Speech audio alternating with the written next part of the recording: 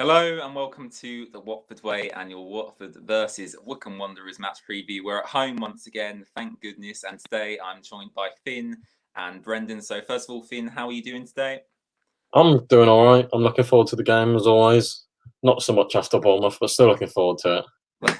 Well, we will touch on the Bournemouth game very briefly before we get into the Wycombe game, but good to see you are doing well, Finn. And how about you, Brendan? How are you doing? Yes, goedenavond. Met mij gaat goed.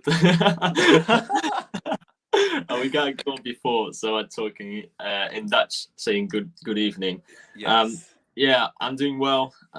Looking forward to the game against the bottom team of the league. What Finn says. What a game was it at the South Coast against Bournemouth? Yeah, I'm looking forward to it, Brendan. I think it's right that we start with that Bournemouth game and what a game that was. Not just on the pitch, but off the pitch, and especially towards the end, where we seem to have got into a massive scrap with the Bournemouth players. And it did come out today. Adam Leventhal tweeted out on Twitter that the FA have actually charged Watford and Bournemouth in regards to that incident, and they do have until I think it is Friday to respond to it. So it'd be interesting to see whether there's any retrospective action from that game, or whether it just gets kind of swept under the carpet. And yeah, hopefully it does, because it just wasn't necessary, was it? So Finn, on that Bournemouth game, what were your thoughts on the overall performance, very briefly? I think the whole game was sort of overshadowed by Jefferson Lerma, the fight, everything. It was the performance was overshadowed. I think we didn't play very well at all. I think I know James, you said a couple of times that we played pretty well the first half, but other than that Messina header, which I think he really should have done better with, I don't think we really created much. We didn't have any chances, and I think Bournemouth grew into the game and we let them do that. And I don't think that's not something that's very sustainable in this division. You have to be consistent. You have to win those sort of games. Yeah, Brendan, do you agree with Finn there?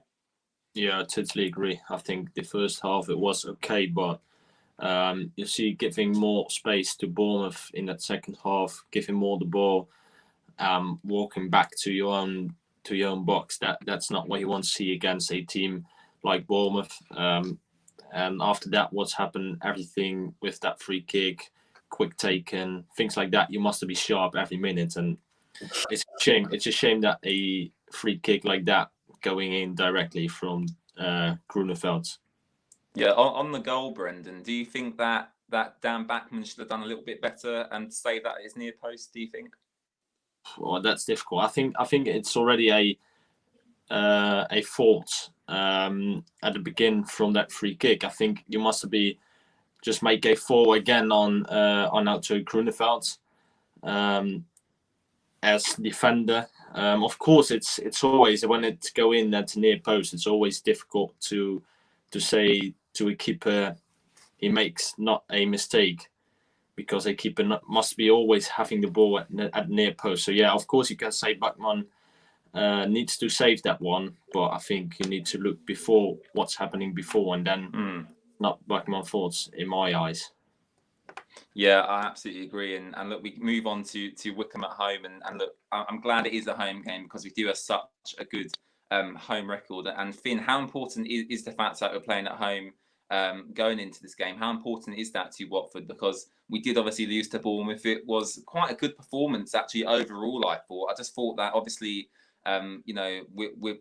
with Jefferson Lerma and that whole situation, it made the match a lot more difficult for Watford to really get in it. So is playing at home for you key to this match? And Wycombe are 24th in the Championship. They are more than likely going to get relegated. So Finn, this is a match that we've got to win, right? I think playing at home has been crucial to our season all year. There's no secret. I know recently we've gone up to like the 8th best away record in the league or something, but that doesn't take into account performances or like papering over the cracks, because we haven't played well away from home all season. That's no secret. So I think, yeah, playing at home is a big advantage, because we do need to kick on from this. We need to take it on the chin. We need to beat Wycombe, get our form back, and put pressure on the top two. Because I think Brentford and Norwich are playing tomorrow as well. So I think either way, one team's dropping points there, and it's a massive opportunity for us to put pressure on them.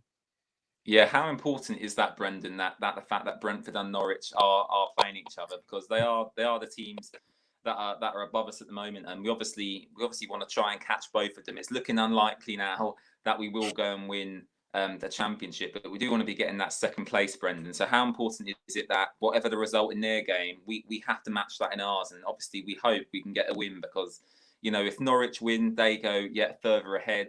And if Brentford win, they go obviously further ahead of us, and we're trying to catch them at the moment. So how important is it that we do get the win tomorrow? I think it's very important for your own team to keep winning, because we win 4 games in a row before that Bournemouth game, if I'm not mistaken. So I think it's very important that you win a game after a lose at Bournemouth. And what you say, Norwich play Brentford, so that is a big game for there.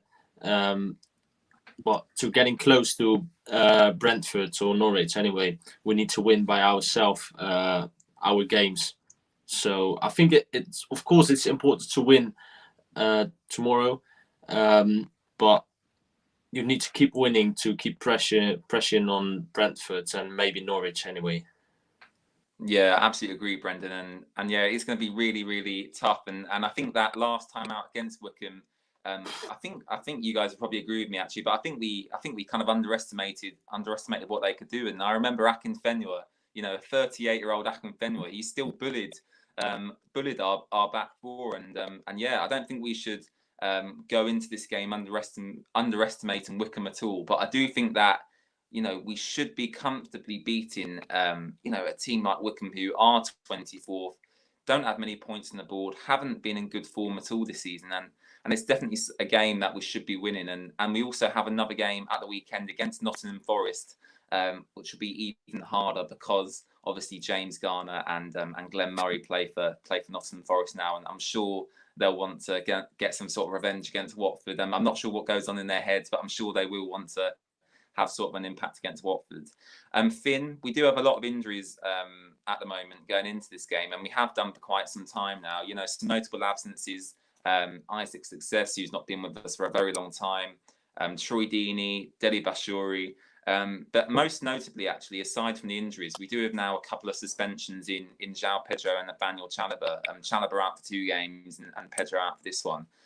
How much of a miss are them two going to be going into this Wycombe game, or do you see this as an opportunity for Xisco to maybe rotate the squad, maybe put in a Zinkernagel, a Peritza up top? So is this a good opportunity for some rotation, do you think?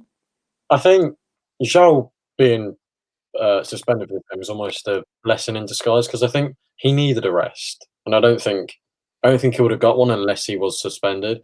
Because I think we have quite a few options up top. We could go with Hungbo, Peritza, and Sarr. We could go with Sema, Peritza, and Sarr. We've got so many options, and I think it will be a miss as such, but I don't think not as much as he could have been. If it was at the start of the season and we had no strikers in form other than João Pedro, I think he would have been a bigger miss than he is now.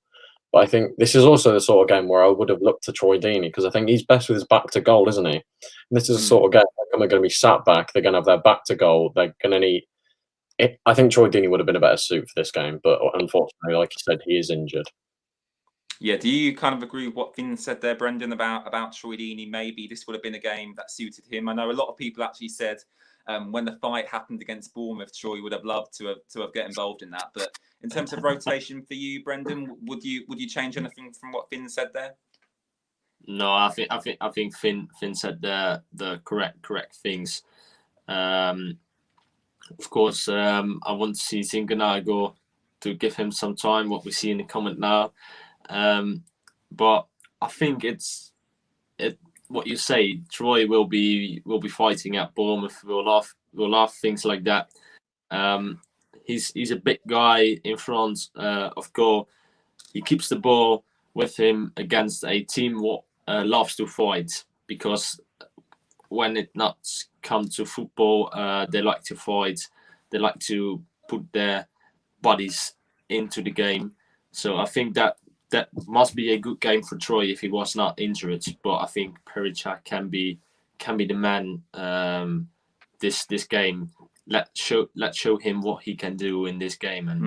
And I need to say the games what he was playing before, he played very well for my opinion.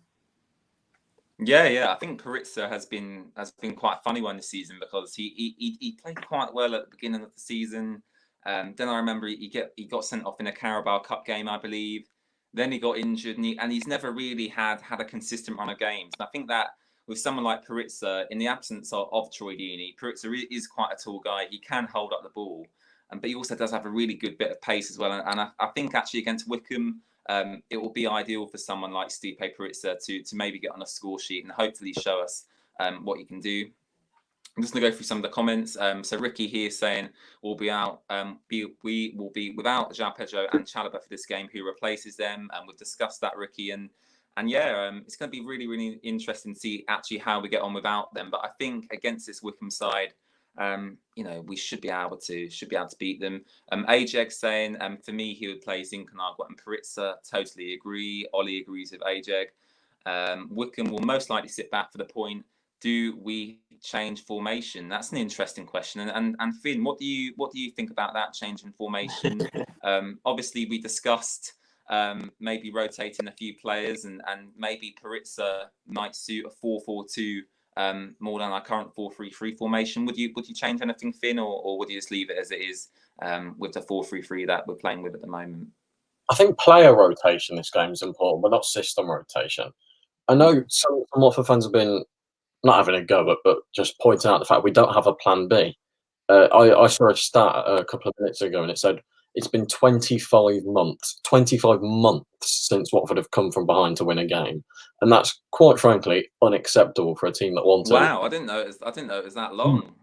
Yeah, I think it's not okay for a team that was expected to walk the league at the start of the season.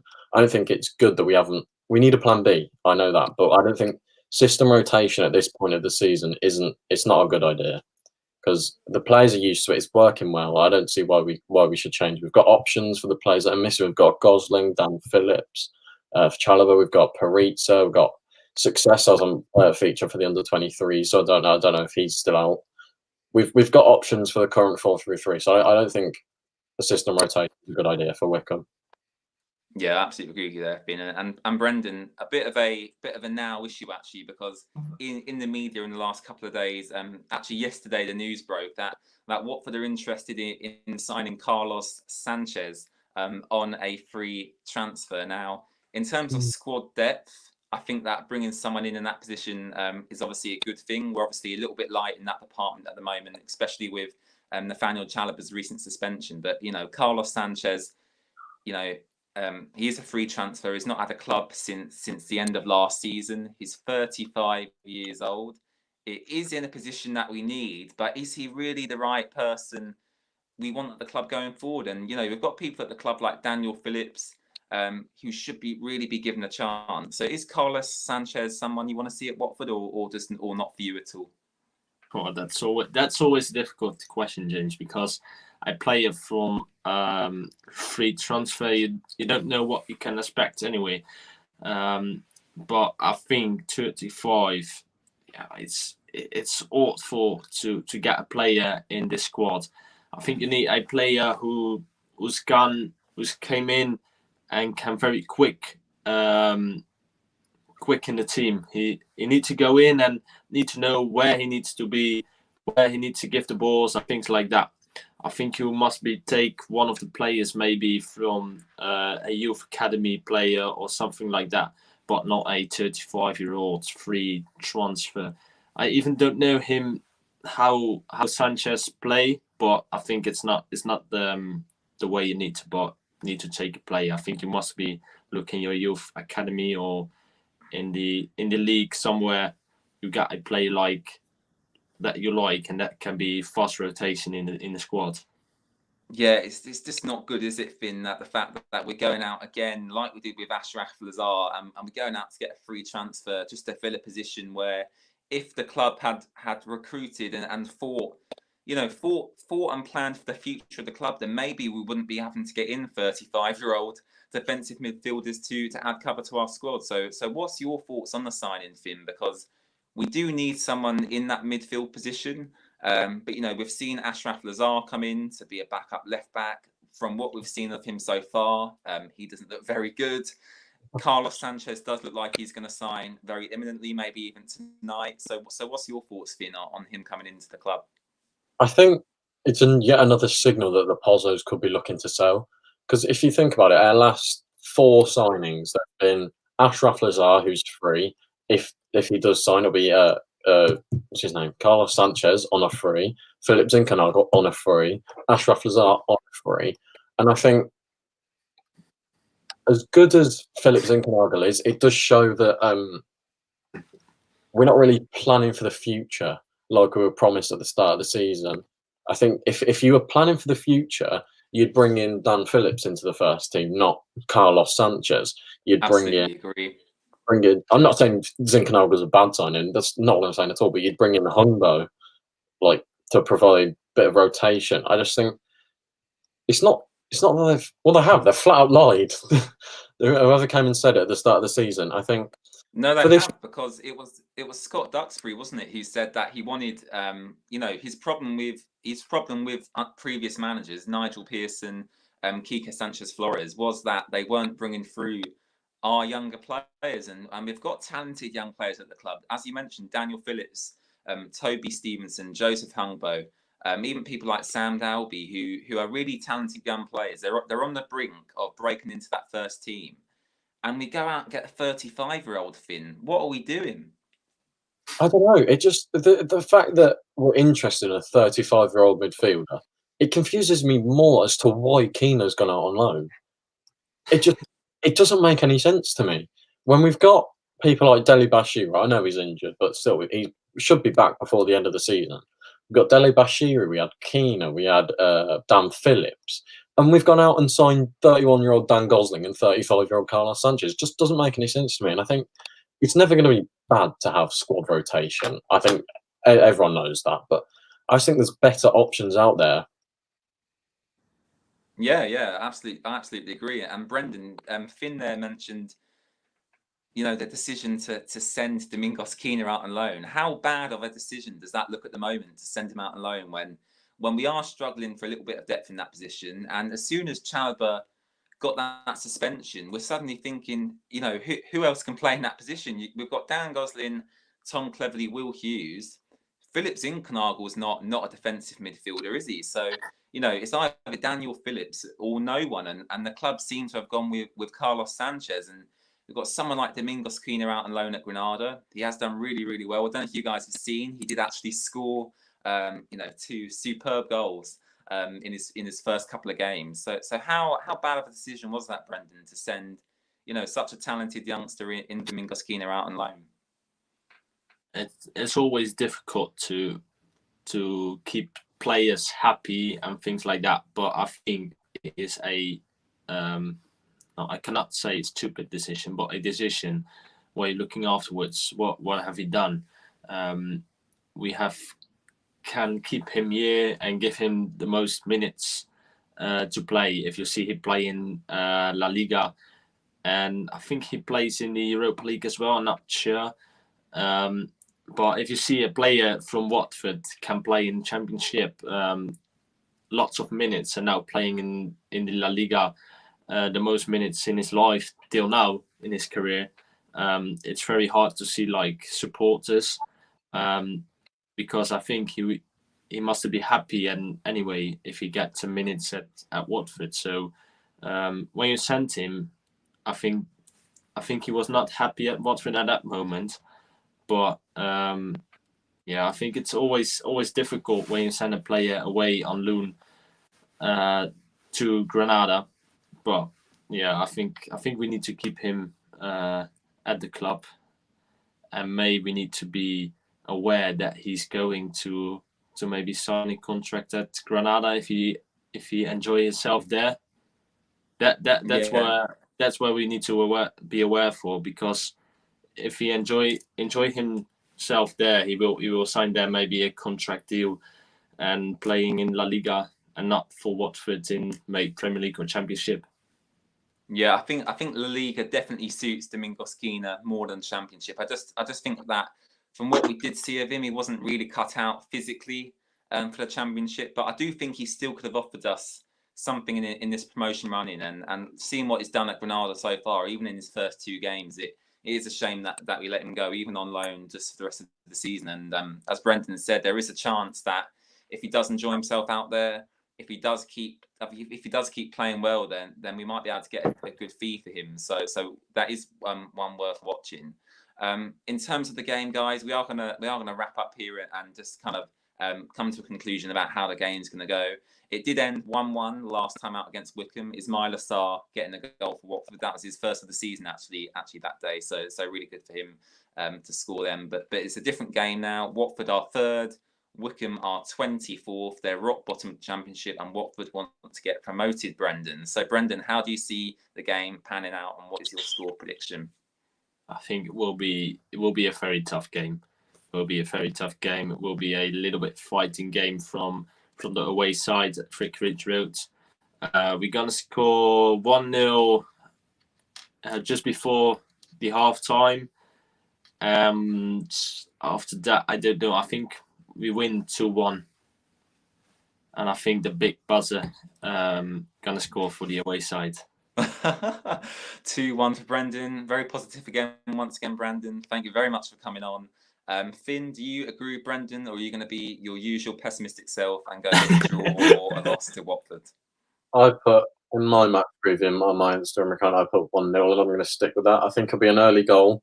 I said from Perizza, I think it'll be an early goal and then a lot of passing around the back.